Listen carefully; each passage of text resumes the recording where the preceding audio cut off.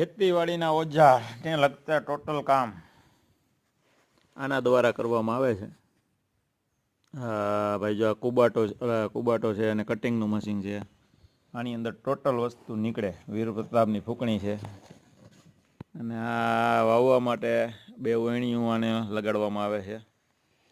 પછી આ મારું ઘર છે પોતાનું અને હું બરાબર ક્લિયર દેખાણું હવે. ને નપાણિયા ખીજડીયાની અંદર આજુબાજુના વિસ્તારને પણ કોઈ પણ કામ લગતા હોય તો કરી દેવામાં આવે છે. કુબાટો